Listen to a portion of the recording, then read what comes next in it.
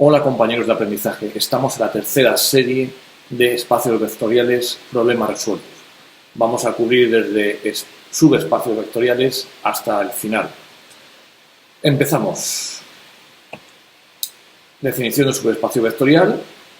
No es más que un subconjunto de mi espacio vectorial total grande y decimos que es un subespacio vectorial si ese conjunto tiene a su vez estructura de espacio vectorial. Vamos a estar usando muchísimo una caracterización que es muy útil. Comprobar si un conjunto es un espacio vectorial supone comprobar 11 propiedades que vimos al principio del tema. En realidad solamente hace falta comprobar dos, que es que la suma de dos vectores del conjunto está dentro del conjunto y que el producto de un escalar por un vector del conjunto está todavía en un conjunto. Esas dos operaciones son cerradas. Entonces vamos a empezar a demostrarlo, vamos a hacer, como aquí dice que sí y solo sí, ya sabemos que son dos demostraciones, la condición necesaria y la condición suficiente. Entonces, empezamos por esta. 1 es consecuencia de la misma definición del espacio vectorial. Con 1 me refiero a esta condición de aquí, que está marcada con el cursor. Eso es consecuencia de la misma definición de espacio vectorial. No hay nada que decir. Y lo mismo se aplica a 2, que es cierta también por la misma razón. Ahora vamos, esta era la implicación fácil, ahora vamos a la implicación difícil, que es, se cumplen 1 y 2, se cumplen las 11 propiedades. Entonces, las propiedades, en cuanto a la suma, las propiedades asociativa y cumulativa se siguen cumpliendo porque estamos hablando de un subconjunto U de V. Se cumple dentro de V, en particular en U. No es evidente que el elemento neutro y el elemento opuesto, esas propiedades se cumplan, entonces esas sí hay que demostrarlas con rigor. Vamos con el elemento neutro, vamos a coger un vector de U y por la propiedad 2, cuando lo multiplico por la unidad en el cuerpo, con el signo menos, pues me queda menos U. Y entonces menos U pequeña pertenece a U grande. Por tanto, el 0 pertenece a U porque 0 de V es igual a U menos U, que es la diferencia de dos vectores de U. Vale, eso sería en cuanto al elemento neutro. El elemento opuesto es consecuencia también de 2, como acabamos de ver en la línea anterior. Con respecto a las propiedades del producto de escalares por vectores restringidas a U, todas las propiedades 2.1 a 2.4 se cumplen, ¿vale? Como consecuencia de la condición 2 y de las propias propiedades de V. Muy bien. Vamos entonces al siguiente ejercicio, que sería el 663. Tenemos que comprobar si estos conjuntos son de verdad subespacios. Entonces tenemos en el 1 los vectores de la forma alfa 1, en 2 tenemos un sistema de ecuaciones lineales no homogéneo, ¿vale? Y U es el conjunto de las soluciones de ese sistema. Y en 3 tenemos el mismo que 2, pero ahora el sistema va a ser homogéneo. Bien, la estrategia general para todos estos problemas va a ser usar el teorema 662, las condiciones 1 y 2, que es lo más sencillo. Para eso está ese teorema, en lugar de comprobar las 11 propiedades. Vale, pues cogemos 1, sumamos dos vectores cualesquiera de U, que son de la forma alfa 1 y beta 1, y vemos que la suma no está en el conjunto U, porque la segunda coordenada da el 2 del cuerpo. Entonces no es subespacio vectorial. Vamos a ver qué pasa con las soluciones del sistema en 2. Hacemos Gauss-Jordan. Ya sabéis que Gauss-Jordan os lo dejo para vosotros. Lo he hecho con la matriz ampliada y me sale esto. T por un vector, menos 8 onceavos, menos 1 onceavo, 1, más un término independiente. Y aquí va a estar el problema. Cuando hay un término independiente que no es nulo, entonces no es subespacio. Se puede ver inmediatamente que la suma no va a ser no va a dar no va a dar una solución del sistema. Cuando el sistema es homogéneo, entonces la solución es nada más que la parte que tiene la t, y ahí sí, ahí cuando sumo dos vectores de la forma t por ese vector, sigo estando en U. De acuerdo, esto finaliza el ejercicio 663. Vamos al siguiente. El teorema 666 me dice que dado un conjunto de vectores, el espacio generado por ellos es el menor subespacio que contiene U. Vamos a demostrar esto. Vamos a coger dos vectores, U y V, y un escalar C. Entonces, los vectores de U y W se pueden poner como combinación lineal de los vectores de V1 a VK, porque estamos en el espacio generado por ellos. Entonces, los sumo y veo que la suma todavía es una combinación lineal de V1 VK. Luego, con esto he comprobado la primera condición de subespacio vectorial. El problema me pide, aparte de ver que es el menor subespacio vectorial, que L de V1 VK es un subespacio vectorial de hecho, y es lo que estoy comprobando. Lo mismo pasa con el producto de escalares por vectores. Pongo U como una combinación lineal de V1 VK, y luego lo único que tengo que hacer es meter el C usando las propiedades de los espacios vectoriales dentro de los coeficientes de las coordenadas. De acuerdo, esto prueba que L de V1 VK es un subespacio, y ahora quiero ver qué es el menor subespacio vectorial que contiene U. Vale, vamos a considerar W un subespacio que contiene a U, a mi conjunto de vectores V1 VK. Y voy a probar que todo vector de L de V1 VK está en W. Entonces cojo un vector cualquiera V, que pertenece a ese espacio vectorial, a L de V1 VK, y entonces, por su propia definición, se puede escribir como una combinación lineal de esos vectores.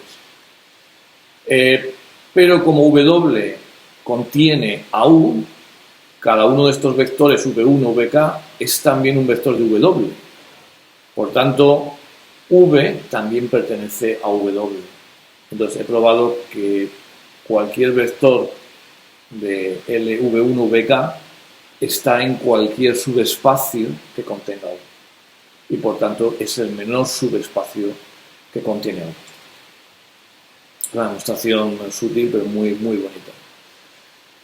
Continuamos, amigos aprendientes. Definición 667. En estas condiciones decimos que L de V1 VK es el subespacio generado por esos vectores. Vamos a ver lo siguiente, que es bastante lógico, y este es un resultado muy útil, el teorema 668.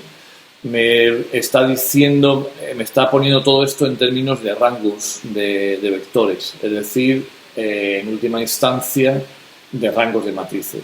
Pues me está diciendo que la dimensión del subespacio generado por V1 VK es el rango de esos vectores. Eso es el apartado 1. El apartado 2 me está diciendo que V pertenece al subespacio generado por V1 VK si solo si el rango de V1 VK es igual al rango de V1 VK. Vale, ya sabemos que V1 VK genera a L de V1 VK, eso lo hemos visto antes, y entonces lo único que me hace falta es ver que si quiero obtener una base necesito coger el mayor subconjunto linealmente independiente que pueda extraer de V1 VK. Eso es sencillamente el rango. Cuando hago el rango de un conjunto de vectores poniéndolos por filas, aplico Gauss, lo que me queda es el mayor número posible de vectores linealmente independientes. Quito las filas de ceros y eso es mi conjunto linealmente independiente. Entonces ya tengo las dos condiciones linealmente independiente, el sistema de generador, pues entonces está aprobada la fórmula. La dimensión del subespacio generado por V1VK es el rango de esos vectores. Vale, vamos a la segunda parte. Entonces tengo un vector que pertenece al subespacio generado por V1VK. Eso significa que V es una combinación lineal de V1VK y por tanto no hay más que usar las propiedades de las matrices del tema 5. Entonces sabemos que el rango no puede aumentar cuando meto un vector linealmente independiente, una combinación lineal de los vectores previos. El rango no cambia y entonces se cumple esta igualdad. Muy bien, otro teorema probado. Yo creo que hace falta aquí un poquito de... Genial. Vamos allá. Siguiente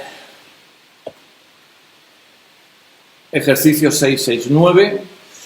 Vamos a comprobar el teorema anterior. Ahora con estos, esto viene V igual a R3 y con estos, este vector V pequeña y ese conjunto de vectores. Y me dan dos posibles V. Entonces, esto no es más que Gauss. No hay más que comprobar el rango. Pongo 3, 0, 5 por fila, 1, 1, 0 por filas y pongo el vector V. Hago Gauss y me sale que el rango es 3. Me sale que el rango es 2 para U, ¿vale? Las dos primeras filas tienen posición pivote y cuando meto el V me salen 3 posiciones pivote. Entonces puedo ver tranquilamente que V no pertenece a L de U. ¿Vale? Queda en la parte 2 del teorema. Para 2 menos 1, 5, hago lo mismo y me sale que hay una fila de ceros en la última fila. Entonces, que es el vector que he puesto. Entonces sé que 2 menos 1, 5 es, de hecho, una combinación lineal de los dos primeros. Y cuando hago Gauss-Jordan me salen los coeficientes de esa combinación lineal. Y entonces puedo afirmar que V pertenece a L de U. ¿Vale? Aquí he puesto cómo se hace la combinación lineal. ¿Vale? Se puede ver que la primera fila menos la segunda te da la última. Teorema 6.6.11. Este es uno de esos teoremas que son bastante útiles para los problemas de examen. Es un sí solo sí, luego hay que hacer dos partes. Dice que tengo V un espacio vectorial, U1 y U2 dos subespacios vectoriales y U1 es igual a U2 si solo sí uno de ellos está contenido en el otro y además las dimensiones son iguales. Bueno, hay una implicación que es trivial. Si U1 es igual a U2, entonces U1 está contenido en U2 y además las dimensiones son iguales. Eso es trivial. Lo que no es trivial es lo anterior, la vuelta. Vamos a coger una base de U, vamos a llamarla U1UK y vamos a coger un vector que esté en U2 pero no en U1. Luego el rango de U1 y UK cuando le añado V tiene que ser K más 1, por lo contrario V estaría en U1. Pero las dimensiones de U1 y U2 son iguales y entonces usando el teorema anterior, el de los rangos, la igualdad de los rangos, ese rango solo podría ser igual a K. Y entonces obtenemos una contradicción. ¿Vale? Esta ha sido una demostración que hemos hecho por contradicción. Y entonces V ha de pertenecer a U1 y de aquí se deduce que U1 es igual a U2. ¿Vale? Bien, muy bonito. Seguimos, amigos, seguimos. Este vídeo va a ser un poquito largo porque la verdad es que la última parte es ciertamente larga, pero sé que hay fuerza ahí fuera. Ejercicio 6.6.12 es práctica del teorema que acabamos de probar, del 6.6.11. Me dan un conjunto de vectores, estoy en Z2, 4, o sea que solo hay ceros y unos, y 4 componentes, y me piden comprobar si estos subespacios que hay aquí son iguales a U. Si W1 es igual a U, W2 es igual a U, W3 es igual a U. Bueno, observo que en los tres subespacios los dos primeros vectores son comunes a U, que solamente cambia el tercero en cada caso.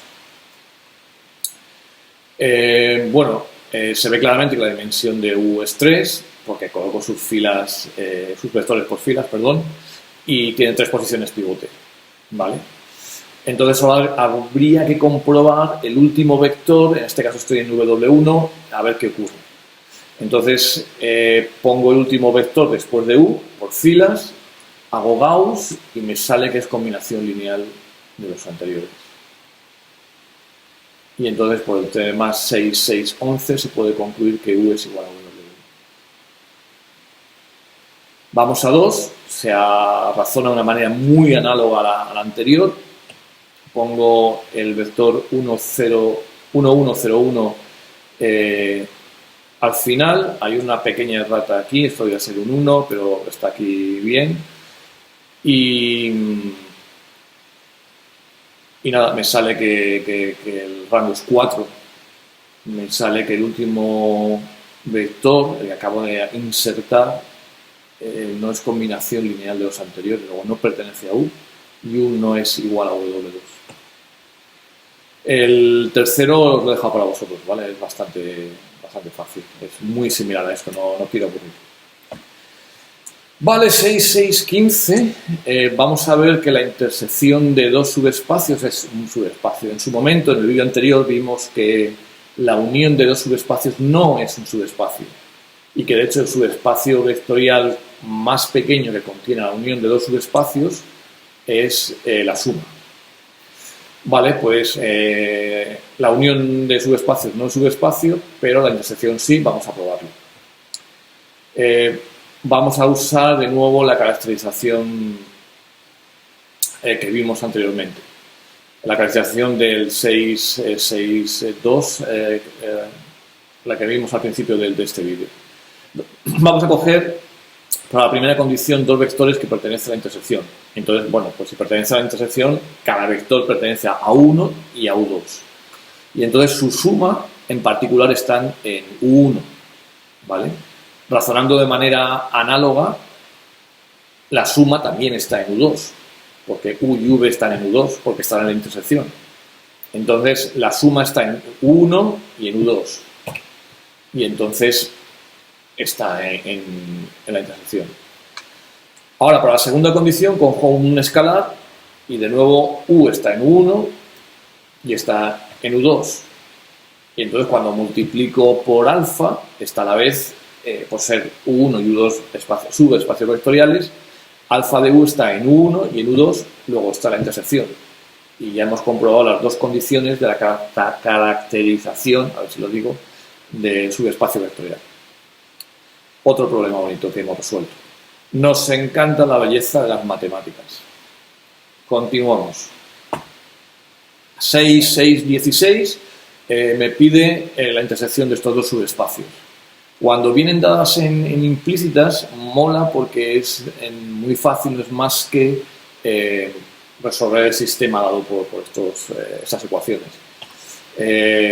Ponemos las dos ecuaciones juntas, se extrae la matriz del sistema y se aplica Gauss. Entonces veo que hay dos posiciones pivote y eso significa que la matriz tiene rango 2, es un sistema compatible indeterminado. Vuelvo un momento. Esto significa que voy a coger z como variable libre para despejar. Vale, despejamos, ahí están las cuentas y me sale 17z partido por 7 menos 9z partido por 7. Esto lo ponemos bonito multiplicando por 7 y entonces U1 intersección U2 es el subespacio generado por ese vector. Un ejercicio sencillo típico de examen, de ejercicio facilillo. Vale, vamos a la suma de dos subespacios. Es coger la suma de los vectores del primer subespacio más la suma del segundo subespacio. Vamos a ver que esto es en efecto un subespacio vectorial. Si cojo dos vectores de la suma, por la propia definición de la suma, existen U1, W1 en U1 grande y U2, W2 en U2 grande, de tal manera que tengo todo esto aquí, que cada V1 y V2 es la suma de esos vectores. Bien, lo sumo, hago una pequeña reagrupación y veo que 1 más W1, que eran todos vectores de 1, por ser subespacio vectorial, está en 1, todo esto está en 1. U2 y W2 están en U2, el subespacio U2, el grande, y entonces la suma vuelve a estar en 1 más U2. Esto sería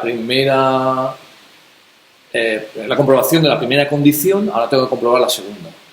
Cojo una escalar, el mismo juego de antes, cojo V1 de la suma, se descompone en la suma de un vector de 1 más un vector de U2, los multiplico y me queda alfa 1 más alfa U2. Cada alfa 1 está en 1 porque es 1 grande, es subespacio vectorial. Lo mismo se puede decir de alfa U2, que está en U2 grande por ser subespacio vectorial. Y entonces concluyo que ambos están en la suma. ¿De acuerdo? Bien, muy bien. Continuamos. Vale, ahora vamos a una cosa, a un hecho bonito, ¿no? ¿Qué pasa cuando tengo una suma de subespacios y la intersección es el 0, nada más? Sabéis que la intersección de subespacios nunca es el vacío, siempre está el 0. Entonces, ¿qué pasa cuando es el 0? Ocurre que se puede escribir cada vector de la suma como la suma de dos vectores, uno de U1 y otro de U2, de manera única. Esto luego nos va a servir bastante. Nos va a servir, va a ser de importancia lo que viene a continuación de los subespacios suplementarios. Vamos a ver que esto se prueba así. Bien, supongamos que existe un vector V en la suma, tal que se puede escribir de dos maneras distintas, como U1 más U2 y como W1 más W2, ¿vale? Entonces, bueno, pues voy a restar esas dos representaciones de V, a ver qué ocurre. Se igualarían U1 más U2 a W1 más W2 y luego reordeno los términos que están en U1 grande y los términos que están en U2 grande, perdón. Cuando hago eso me sale que tengo un vector que pertenece a la intersección, ¿vale? Esta igualdad de aquí me está diciendo que tengo un vector de 1 igual a un vector de U2, pero la hipótesis que marco aquí me está diciendo que solamente tengo el 0 en la intersección. Entonces, todos esos vectores tienen que ser igual a 0, lo cual quiere decir que U1 es igual a W1 y que U2 es igual a W2. Estoy escribiendo mi V de forma única. Genial. Continuamos. 6, 6, 20. Uno de esos teoremas potentes, ¿no? Vale, primero tenemos que U1 más U2 es el menor subespacio que contiene la unión. Antes he dicho que estaba en el vídeo anterior, me he equivocado. ¡Pum! Mete la pata aquí, es aquí en este vídeo. Y ahora lo que tenemos es que la dimensión de la suma es la suma de las dimensiones menos la dimensión de la intersección. Vamos allá. Sea W un subespacio que contiene a la unión. Y vamos a tomar un vector de la suma y vamos a ver que ese vector pertenece a W.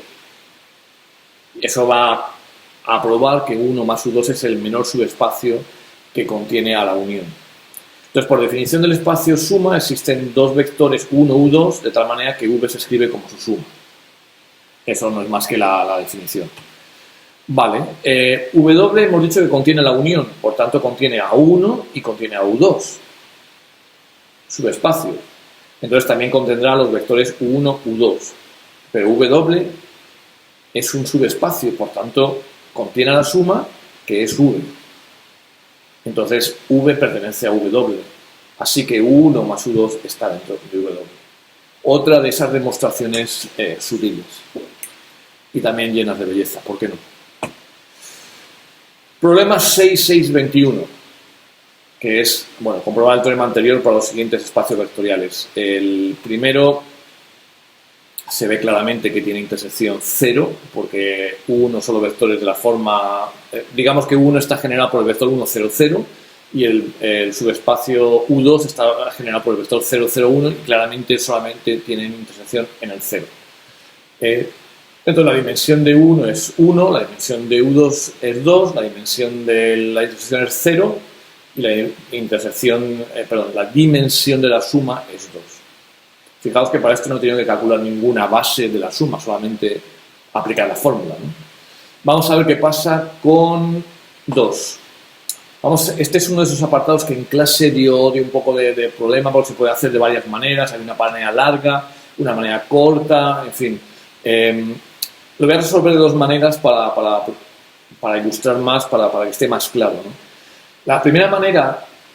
Voy a volver aquí. La primera manera de resolver este problema es que todo esto me lo están dando en ecuaciones paramétricas, es decir, como combinación de vectores, me están dando las bases de esos subespacios, y lo que puedo hacer es pasar a implícitas y luego resolver el sistema.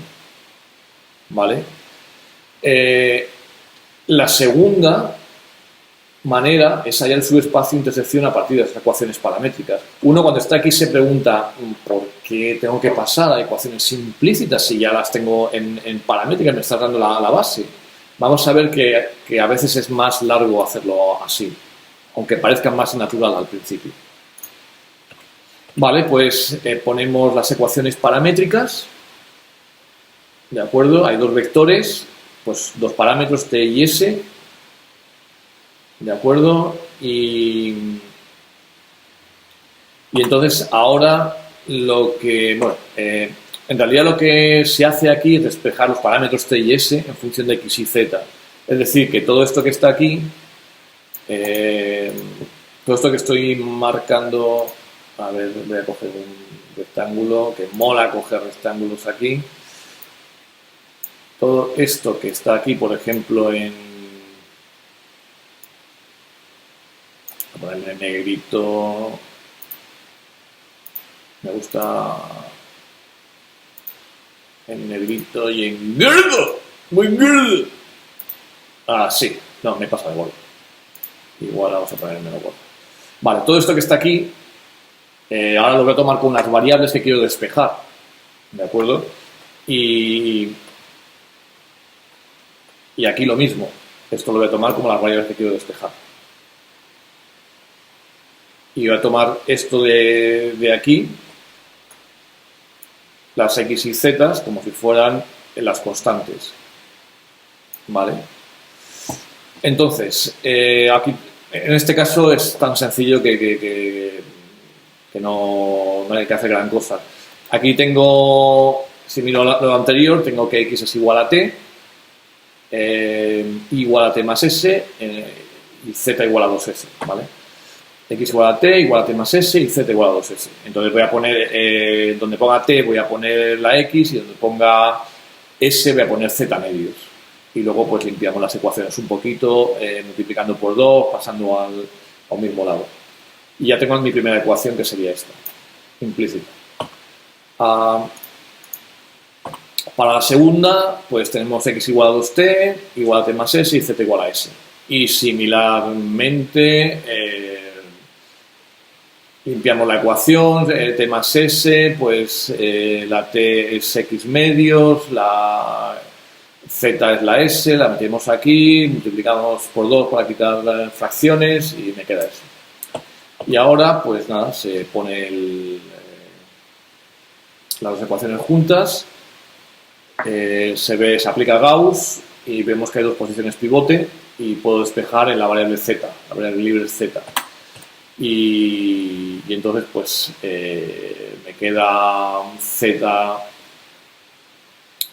a 3 medios de z, ¿vale? Y eso lo arreglo un poquito y me queda el vector 2 tercios, ¿vale?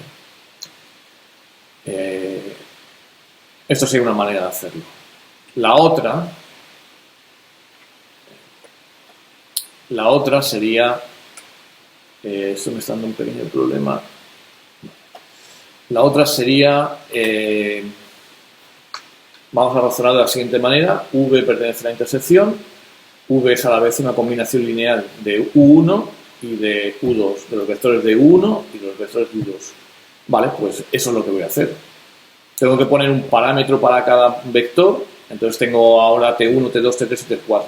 Estos vectores que están aquí son los de U1 y estos de aquí son los de U2.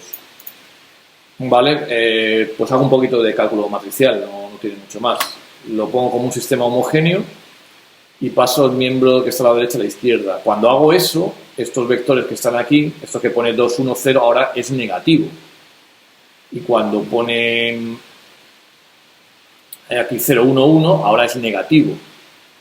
Y como tengo 4 parámetros, los he tenido que poner en un vector columna y todo ello igualado a 0. ¿Vale? Fijaos que esta matriz tiene 3 filas y 4 columnas que está multiplicado por una matriz columna de 4 por 1, el resultado va a ser 3 ceros. ¿Vale? Muy bien, entonces ahora tengo un sistema de ecuaciones que tengo que resolver. Vale, aplico Gauss, he puesto aquí T1, T2, T3, T4 para que no se pierda de vista. Y entonces me sale lo siguiente, T3 y T2 es T4 medios, porque estoy despejando aquí, y T1 es igual a T4. Vale, eso lo voy a meter ahora en esta ecuación aquí, esa relación que me ha salido entre los parámetros. Entonces me quedaría, bueno, hay que decir que la voy a meter en este trozo nada más, en la parte de U1. Se supone que lo que he hallado son los valores de los parámetros que hacen que esta ecuación funcione, esta intersección funcione. Entonces me basta con tomar uno de ellos. Entonces me voy a quedar con el de U1. Entonces he dicho que T1 era igual a T4 y que T2 era T4 medios. Lo pongo todo aquí y al final me queda T4 por 1, 3 medios 1. En realidad he dicho que lo estaba haciendo con U1, pero lo estoy haciendo con U2. Perdón por el despiste. Lo estoy haciendo no con lo que está marcado ahí, sino con lo que está marcado aquí. 2, 1, 0 y 0, 1, 1. ¿Vale? 2, 1, 0 y 0, 1, 1. Perdón por el despiste. Entonces, T4 es T4 y T3 es T4 medios. ¿Vale? Entonces me queda 1, 3 medios 1. Arreglo ese vector y me queda de nuevo el 2, 3, 2 que me ha salido antes. Vale, muy bien, continuamos. 6, 6, 22. Tenemos dos subespacios, U1 y U2. Y quiero definir la suma directa. La suma directa es cuando la intersección es el 0. Y eso tiene un simbolito ahí especial, que es este círculo con una cruz en medio. Entonces, bueno, un par de cosas. ¿Qué pasa ahí, tío? ¿Qué pasa? Es que no se puede, no me lo puedo creer. Increíble. Perdonad lo que está pasando aquí. Tengo un lío en casa. Bien, iba diciendo que tenemos la suma directa. Y cómo funciona esto es que tenemos dos subespacios vectoriales, que tenemos unas bases 1 UP y U2 tiene una base W1 WQ. Entonces, V, la suma directa de los dos subespacios, si solo si la unión de las bases es base de V, que esto es bastante normal. Y por otra parte, V se puede escribir de manera, cualquier vector de V grande se puede escribir de manera única. Esto es algo que ya hemos probado antes. ¿Vale? Pero bueno, se vuelve a revisar en el contexto de la suma directa. Vamos al primero. Esto en realidad es una consecuencia del teorema 6,6,20,2, que dice que es la fórmula que hemos probado antes, que la dimensión de la suma es la suma de las dimensiones menos la dimensión de la intersección. Y eso no es más que ver que cuando unes las bases te va a salir P más Q, ¿de acuerdo? Y la dimensión va a ser 0. Entonces no habría problema con eso. ¿Qué más? El problema, la parte 2 es consecuencia del problema 6619. 66, sí, 19, perdón. Y bueno, os dejamos a vosotros, que es bastante sencillo. Esto es lo que dice el problema 6619. Lo hemos probado hace un rato. 6624. Típico problema de examen, te doy un subespacio y quiero que lo completes de tal manera que la suma sea directa, que sean subespacios suplementarios. En este caso estoy en R3 y os estoy dando un plano, entonces tendría que coger una recta, ¿vale? Vamos a hallar una base de 1, eso es lo primero de todo. Entonces es muy fácil ver que, bueno, solamente hay una ecuación. Esto es un sistema compatible determinado porque los coeficientes no son nulos. Y si x es igual a y más 5z, lo metemos ahí y sacamos que hay dos vectores que generan este plano, que es 1, 1, 0 y 5, 0, 1. Por tanto, eso es una base. Y ahora lo que hay que hacer es completar la base, que es una cosa que ya hemos hecho en el pasado. Veíamos que se completaban con elementos de la base canónica. En este caso estoy completando con 0, 0, 1. Y entonces U2 sería 0, 0, 1. Bien, ejercicio 6, 7, 9. Tenemos estos tres vectores: 1, 2, 1, 0, 1, 1, 1, 0, menos 1. Y es un subespacio generado, U es un subespacio generado por esos vectores. Hay que obtener una base y la dimensión de U. Y hay que decidir si esos dos vectores nuevos que nos dan, 1, 3, 1 y 0, 2, 2, es base de U. ¿Vale? Ya hemos pasado de sección, ahora estamos en las ecuaciones paramétricas. Y luego hay que obtener unas ecuaciones paramétricas minimales de U con respecto a la base canónica. Vale, vamos a ver si este es un sistema linealmente independiente o no. Aplicamos Gauss, de nuevo las cuentas para vosotros, y sale que no es un sistema linealmente independiente, hay una fila de ceros. Por tanto, esto es el rango es 2, es un subespacio de dimensión 2. Vamos a ver si este conjunto es base de U o no. Este tipo de problema ya está cogiendo varias cosas anteriores y tienes que combinarlo todo. Tienes que tener bien asentado lo anterior para que te salga el problema. Vamos a hacer Gauss de todo. Vamos a coger los dos primeros vectores y los nuevos vectores a ver qué combinaciones lineales hay. Vale, entonces hago Gauss y veo que hay una fila de ceros que corresponde al último vector, al 0, 2, 2, pero en cambio veo que el 1, 3, 1 me da una fila que no es nula. Entonces ese vector, el 1, 3, 1, no es combinación lineal de los dos anteriores. Y por tanto, el nuevo conjunto no puede ser base de U. Ecuaciones paramétricas minimales, tengo esto de aquí, ya he hecho antes la comprobación de que el rango era 2, de que era una base. Cuando pones una base, las ecuaciones paramétricas ya son minimales, no hay más que decir, ¿de acuerdo? 6, 7, 11, ahora me dan dos vectores, dos subespacios finitamente generados en forma de combinación lineal, es decir, la forma vectorial o paramétrica, y lo tenemos que poner en forma implícita.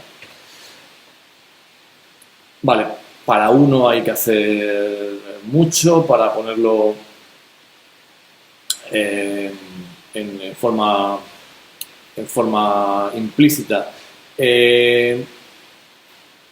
Voy a hacer el truco este de poner un vector genérico junto con los vectores de la base del subespacio.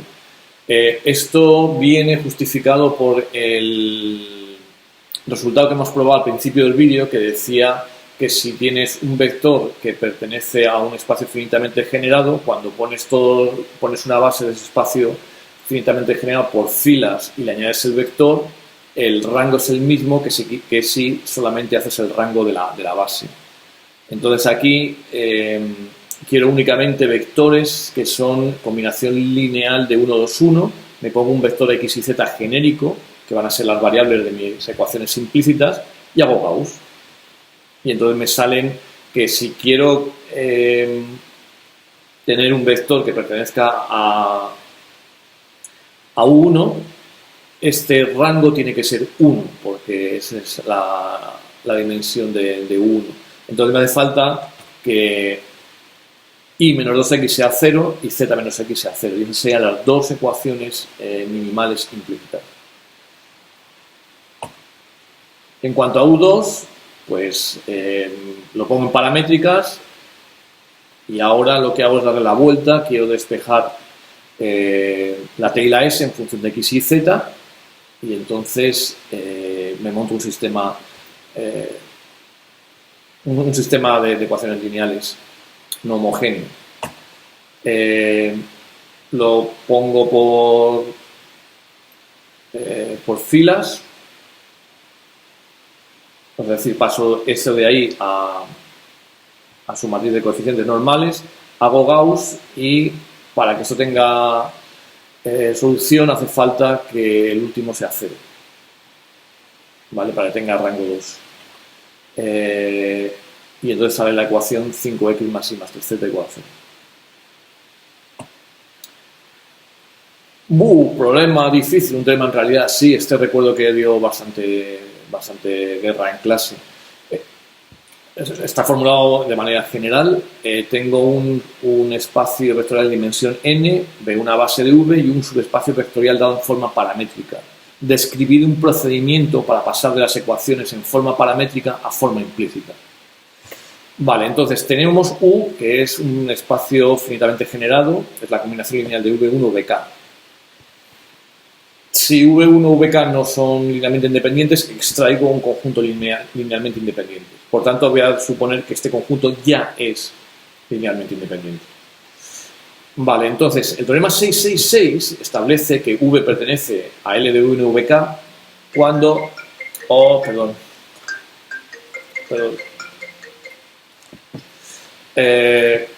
pertenece a... ¿Por dónde iba? Que V pertenece a el subespacio generado por V1 y VK cuando el rango de V1 y VK es igual al rango de V1 y VK más V.